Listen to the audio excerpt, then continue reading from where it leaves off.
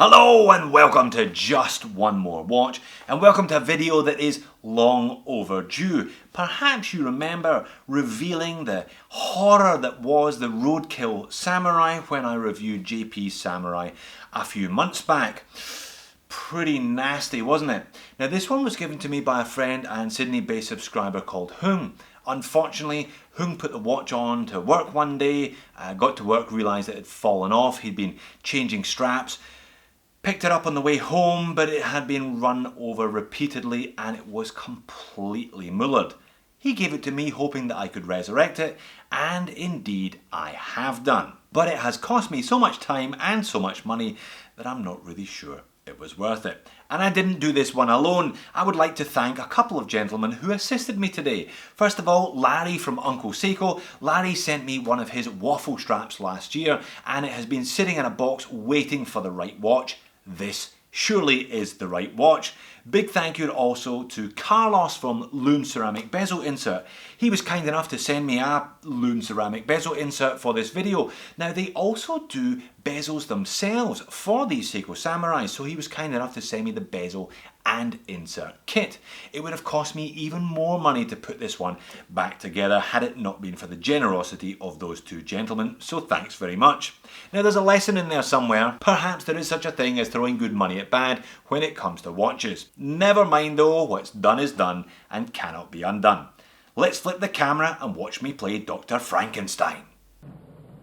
Frankenstein. Whatever, let's flip the camera. So here we go on another watch modding adventure then today, you and I. I guess the aim of the game is just to get this watch back on wrist. It's certainly, I'm not shooting for the stars here today, which is just as well because I don't come anywhere close to them. I mean, just have a look at this thing.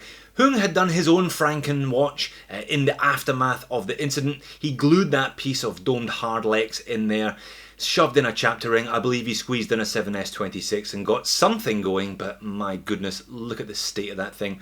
I mean, the bezel insert is destroyed, so many scrapes on that case back, but I thought the dial was actually alright. The hands were bent and crushed, so I got rid of them, but I didn't think the dial was in too terrible a condition, and it kind of kept that SEIKO. You notice that the 11 o'clock index is actually missing the loom. You'll see that later on. Alright, so here we are a little further down the track and I have scraped all the rough edges off of the case. I removed the hardlex, removed all that glue, and I squeezed in a random SEIKO chapter ring that I had lying around the house. Now I glued it in. Perhaps I glued it in a little too soon though. We'll see how that one lines up later on. Anyway, less rough edges thanks to this lot. I bought these three bits of, effectively different grades of Scotch-Brite a while ago on eBay, and they've been great for taking the little scratches off of clasps or doing more major jobs like this. I think they cost me about 30 bucks, but well worth it. Alright, the movement was a stiff. There really wasn't any point in using the old one, but ta-da, there is the same dial but on a new NH35, and as you can see there, now they were sold to me as samurai hands but look far more like sumo hands, but I managed to squeeze them on without too much difficulty. Certainly didn't make a mess like I did with the 7002 pinion. Second hand spinning away there, no problem at all. And the date changes nicely. As you can see when I spin it out to the time adjust position, if I spin the hands a little bit further forward, you'll see the date change over at midnight pretty much as crisply as you're going to get from one of these entry-level SEIKO movements. Now another little piece of kit or bits of kit that I've acquired recently is this hand presser set. Now you can get the same in Bergeon, clearly they were alluding to that with the yellow, but these are just $30, now that's 30 Aussie dollar, Chinese specials, but they did me a better job than the hand pusher that I had used in previous videos. Okay, now this is the bezel and it's scrubbed up, but there's a big dint in it that I just couldn't polish out, so here is Carlos's very nice coin edge bezel from Loom Ceramic Bezel Insert with matching Loom Ceramic Bezel Insert. I also spent a good few dollars on a fresh set of gaskets and seals for this one. That's the crystal seal at the top, the case back seal and the bezel seal. Alright, so let's get the crystal in place. In goes the crystal gasket, squeezing that in around the chapter ring. making sure that it's nicely seated there before bringing in my piece of Minging Sapphire 1mm. Slight dome on this one. Now I paid about 12 Aussie dollars for this on eBay. It just makes SEIKO's insistence of sticking to hardlecks look a little bit ridiculous when you can put a piece of sapphire that I think is more durable and looks a lot better in your watch for barely more than a few dollars. Alright, crystal press here, and we're going to squeeze this one around. Not sure it was quite the right size, but it managed to go in without too much difficulty anyway. I measured the old piece of hardlecks at 32mm, so that's the one I bought, and in it went. Okay, so time to put the movement in the case then. These NH35s work like all the other SEIKOs. There's a little lever there. You depress the lever and the crown just pops straight out. Flip the movement over, kind of size it up, squeeze it in, give it a bit of a jiggle, and it went in actually alright. It was a little off centre, so what I did was I gave it a bit of a squeeze round, put the crown in just to kind of pull things back to centre on the dial, making sure that the crown was going in and out no problem and that everything was nicely aligned north, south, east, west as it should be when I flipped the watch over. Ooh, I wish I could say the same about the chapter ring alignment though. That would make a Malaysian SEIKO factory worker blush. Alright then, time to pop the case back on, making sure that the gasket is in situ beforehand.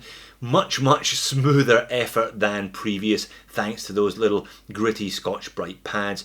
Crown screwed down, no problem at all, case back on. So in theory then, this thing is waterproof, though I'm not sure I'm going to be getting this one wet all that often, frankly. Probably best not to overly strain these modded watches once you've modded them, certainly not with my standards anyway. Okay, so on to the bezel. Now, the Lune ceramic bezel actually fits really tightly. The spring clips were long gone in this one's previous accident, but if you pop the bezel on, it's very tight to maneuver. So effectively, it's almost like a fixed bezel. I'm not that fussed today. Bit of hypo cement all the way around the edges there, and in goes that nice shiny new Lune ceramic bezel insert. And at this point, the watch is actually beginning to look alright. Domed sapphire, nice new orange handset, shiny coin edge bezel, and that lovely piece of blue ceramic insert really have transformed Frankenstein's monster today, haven't they? And finally, it's the Uncle SEIKO waffle strap. These are pretty fantastic, especially if you're into the kind of vintage SEIKOs. This one's 22. I think this is a Mark II waffle, which means it's a little bit softer, it's a little bit more compliant than the previous ones. Big fat SEIKO spring bars are supplied with this one as standard, so a nice fit to the watch. And there it is. Quick zoom in and you can see the finished article. Now it still bears the scars. Unfortunately, it was always going to bear the scars of its previous accident. The dial itself, you know, there's some scuffs and scratches there from it being run over, and as noted, you know, the chapter ring lines up reasonably well at the 3, 6 and 9, but for some reason it's about a millimetre off at the 12. It's about half a minute off at the 12. Never mind, you know it's a SEIKO, and reasonably comfortable on wrist thanks to that nice waffle strap and the fact that I had shaved all of the rough edges off the back. And that's it on wrist. Doesn't look that awful, does it? And once you get it in a darkened room, it actually even has reasonable lume. It was a bit coincidental, but the aftermarket hands tie in nicely. They're the same shade of green as the aftermarket ceramic bezel.